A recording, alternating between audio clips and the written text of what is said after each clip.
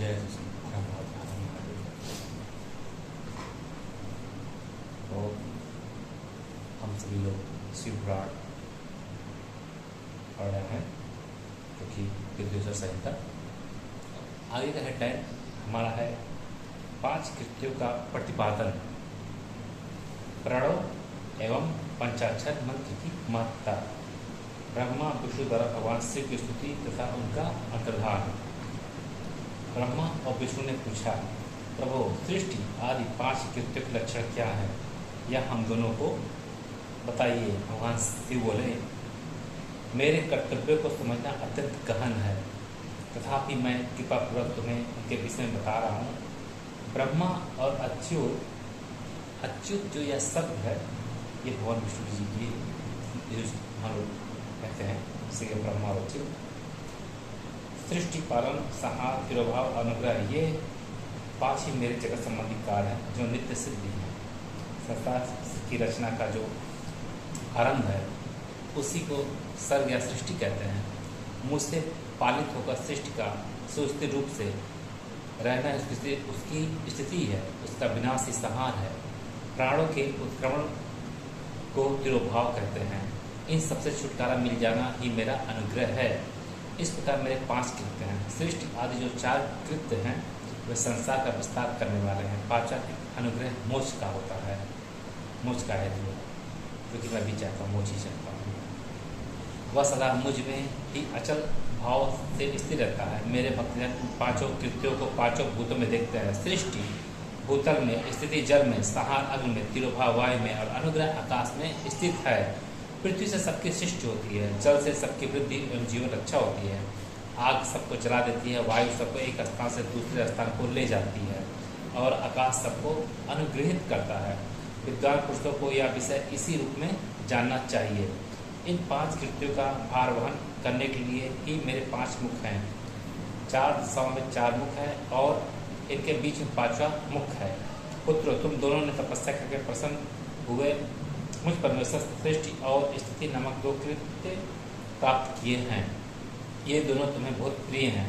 इसी प्रकार मेरी विभूति स्वरूप रुद्र और महेश्वर में 2 अन्य उत्तर कृत्य संहार और तिरोभाव मुझसे प्राप्त किए हैं, परंतु अनुग्रह नामक कृत्य दूसरा कोई नहीं पा सकता। रुद्र और महेश्वर अपने कर्म को भूले नहीं हैं, इसलिए मैंने उनके लिए अपनी समानता प्रदान की है। वे रूप, वेश, कृत, वाहन, आसन और आयु आदि में मेरे समान ही है। मैंने पूर्व काल में अपने स्वरूप बुद्ध मंत्र का उपदेश किया है, जो ओंकार के रूप में प्रसिद्ध है। वह मंगलकारी मंत्र है। सबसे पहले मेरे मुख से ओंकार ओम प्रकट हुआ, जो मेरे स्वरूप का बोध करवाने वाला है। ओंकार वाचक है और मैं वाच्य। यह मंत्र मेरा स्वरूप ही है, ओम।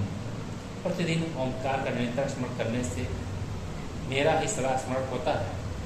मेरे उत्तरवर्ती मुख से आकार का, पश्चिम मुख से उकार का, दक्षिण मुख से मकार का, पूर्ववर्ती मुख से बिंदु का तथा मध्यवर्ती मुख से नाद का प्रकट हुआ, ओम।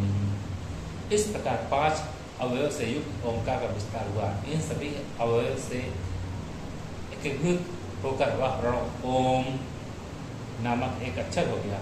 यह नाम रूपात्मक सारा जगत तथा वेद उत्पन्न स्त्री पुरुष वर्ग रूप दोनों कुल इस प्रणव मंत्र से व्याप्त हैं।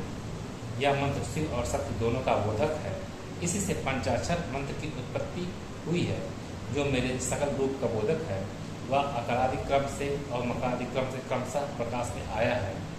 ओम नमः शिवाय यह पंचाक्षर मंत्र है। इस पंचाक्षर मंत्र से मात्र का वर्ण प्रकट हुए हैं, जो 5 भेद वाले हैं। उसी से शिरोमंत्र सहित त्रिपुटा गायत्री का प्रकट हुआ है। उस गायत्री से संपूर्ण वेद प्रकट हुए हैं और उन वेद 2 से करोड़ मंत्र निकले हैं। गायत्री मंत्र आप लोग जानते होंगे।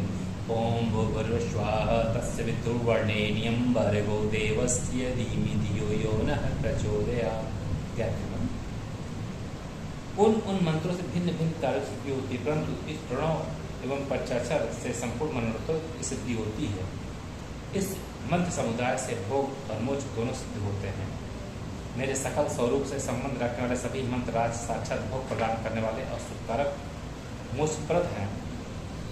आ, ई, उ, री, लिरी ये 5 मूलभूत स्वर हैं तथा व्यंजन भी 5-5 वर्णों से युक्त 5 वर्ग वाले हैं। नंदिकेश्वर कहते हैं, तदंतर जगदम्बा पार्वती के साथ बैठे हुए गुरुवर महादेव जी ने उत्तराभिमुख बैठे हुए ब्रह्मा और विष्णु को पर्दा करने वाले वस्त्र से आच्छादित करके उनके मस्तक पर अपना कर कमल रखकर धीरे धीरे उच्चारण करके उन्हें उत्तम मंत्र का उपदेश किया। मंत्र तंत्र में बताए हुए विधि से के पालन पूर्वक 3 बार मंत्र का उच्चारण करके भगवान शिव ने उन दोनों शिष्यों को मंत्र की दीक्षा दी।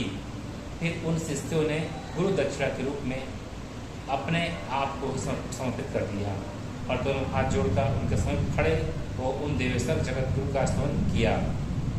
ब्रह्मा विष्णु बोले, प्रभु आप निष्कल रूप हैं, आपको नमस्कार है। आप निष्कल तेज से प्रकाशित होते हैं, आपको नमस्कार है। आप सबके स्वामी हैं, आपको नमस्कार है। आप सर्वात्मा को नमस्कार है अथवा सकल स्वरूप आप महेश्वर को नमस्कार है। आप प्रणों के वाचार्थ हैं, आपको नमस्कार है। आप प्रणव लिंग वाले हैं, आपको नमस्कार है। सृष्टि पालन संहार तिरोभाव और अनुग्रह करने वाले आपको नमस्कार है। आपके 5 मुख हैं, आप परमेश्वर को नमस्कार है। पंच ब्रह्मा स्वरूप 5 युक्त वाले आपको नमस्कार है। आप सबके आत्मा हैं, ब्रह्मा हैं, आपके गुण और सत्य अनंत हैं, आपको नमस्कार है। आपके सकल और निष्कल 2 रूप हैं, आप सद्गुरु एवं शंभु हैं, आपको नमस्कार है। इन पदों द्वारा अपने गुरु महेश्वर की स्तुति करके ब्रह्मा और विष्णु ने उनके चरणों को प्रणाम किया। महेश्वर बोले, आद्रा नक्षत्र से युक्त चतुर्दशी को प्रणव पर जप किया जाए तो वह अच्छे फल देने वाला होता है। सूर्य की संक्रांति से युक्त महा आर्द्र नक्षत्र में एक बार किया हुआ प्रणव जप कोटि गुने जप का फल देता है। मृगशिरा नक्षत्र का अंतिम भाग तथा पुनर्वस का आदि भाग पूजा होम और तर्पण आदि के लिए सदा आद्रक समान ही होता है। यह जानना चाहिए, मेरा या मेरे लिंग का दर्शन प्रभात काल में प्रातः और संगम मध्याह्न से पूर्व काल में करना चाहिए। मेरे दर्शन पूजन के लिए चतुर्दशी तिथि निश्चित व्यापनी अथवा प्रदोष व्यापनी लेनी चाहिए, क्योंकि परिवर्तनी तिथि से संयुक्त चतुर्दशी की प्रशंसा की जाती है। पूजा करने वालों के लिए मेरी मूर्ति तथा लिंग दोनों समान है, फिर भी मूर्ति की अपेक्षा लिंग का स्थान ऊंचा है।